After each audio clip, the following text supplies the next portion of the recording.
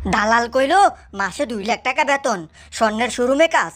আজ 1 মাস হইল বিদেশ আইলাম, এখনো মালিক খুঁজে পাইলাম না। তরমুজ ভাই, আপনার কাছে আসলাম। যদি একখান ভালো বিষয় থাকে, যদি দিতেন, আমার পোল্ট্রি বিদেশ পাঠামু।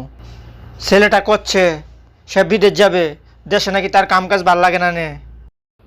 বক্কর মিয়া, কি করছো? ভালো বিষয় নাই মানে? আমি 60 বছর ধরে আদম ব্যবসা করি। তাছাড়া তুমি হইলে আমার কাছের লোক। তোমার ছেলে পল্টুরে এমন একখান বিষয় দিয়া দিমু, জীবন একবারে লাল হয়ে যাইব। সারা জীবন আর পিছনে ফিরে তাকাইতে হইব না নে। তরমুজ ভাই, তাই নাকি? আপনার কথা শুনে আমি মেলা খুশি হয়েছি। তো এটা কি বিষয়, ক্যাঙ্কা সুযোগ সুবিধা? ব্যাগ কিছু যদি একটু খুইলা কইতেন, আরো একটু ভালো লাগতো নে। বক্কর মিয়া, বিষয় হলো কটর মোটর কোম্পানির স্বর্ণের শোরুমে কাজ। বেতন পড়বে মাসে 1.5 লক্ষ টাকা। টিপস বকশিস আদার্স মিলাইয়া আরো 50,000 টাকা আইব। মোট বেতন যাইয়া 2 লক্ষ টাকা ঠেকবো নে। তরমুজ ভাই, এ কি করছেন? বেতন পড়বো 2 লক্ষ টাকা? তাইলে আজই ব্যাগ কিছু আপনি রেডি করেন। আর কত টাকা লাগবে বলেন, আমি আজই টাকাটা রেডি করে নিয়ে আসতেছি। বাবা পল্টু, বাবা পল্টু, তুই কোনটি গেলি? জলদি জলদি এদিকে আয়, তোর জন্য সুখবর আছে নে।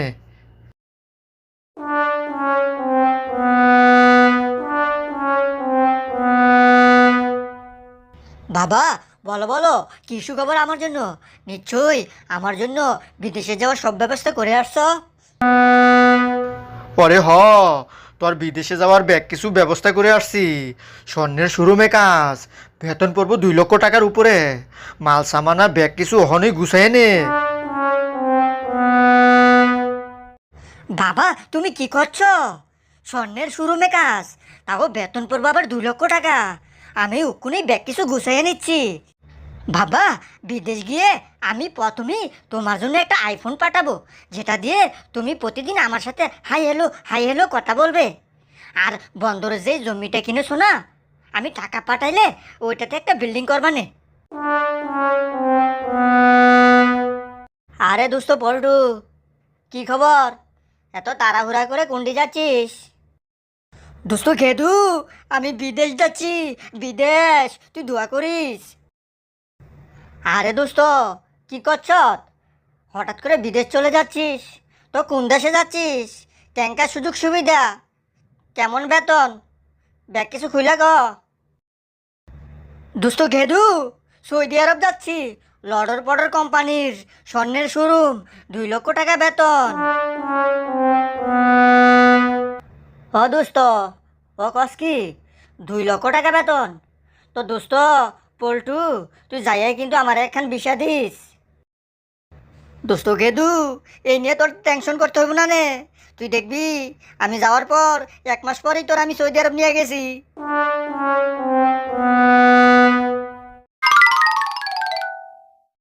ভাই, আপনি কি বাংলাদেশি?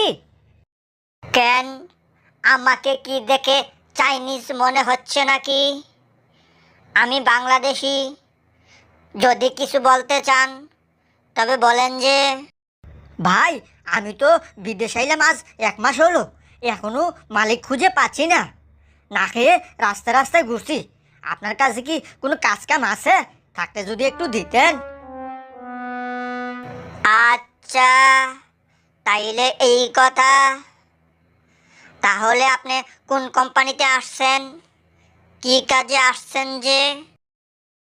আমি আসছি লডর মডর কোম্পানিতে। দালাল বলছে 2 লক্ষ টাকা বেতন পড়বে, স্বর্ণের শোরুমে কাজ। কাজ তো দূরের কথা, এখন পর্যন্ত মালিকই খুঁজে পাইলাম না।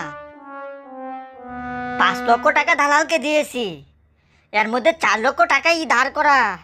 দালাল বলছে লডর মডর কোম্পানিতে গেলে তোমার জীবন লাল হয়ে যাইব নে। এখন তো আমি খালি চোখে তারাবাতি তারাবাতি দেখতেছি। লডর মডর নামে এই দেশে কোনো কোম্পানি নাই যে।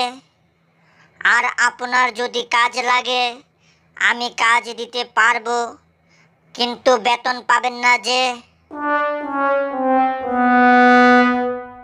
ও ভাই, আপনি আমার দেশি ভাই হয়ে এ ক্যাঁকা কথা করছেন? বেতন না পেলে কাজ করব কৃষক। হ্যাঁ তাই, বেতন না পেলেও কাজ করতে হয় যে। আমি এই দেশে আসলাম আজ 5 মাস হলো যে, কাজও পেয়েছি, কিন্তু এখনো বেতনের মুখ দেখিনি যে। ভাবতেছি দেশে চলে যাব, কিন্তু দেশে চলে যাব কিভাবে? পাওনাদাররা টাকা চাবে, আমি দিতে না পারলে আমার পিঠের চামড়া দিয়ে জুতো বানাবে যে। বন্ধুরা, ভিডিওটি ভালো লাগলে অবশ্যই লাইক কমেন্ট করবেন এবং দয়া করে চ্যানেলটি সাবস্ক্রাইব করবেন।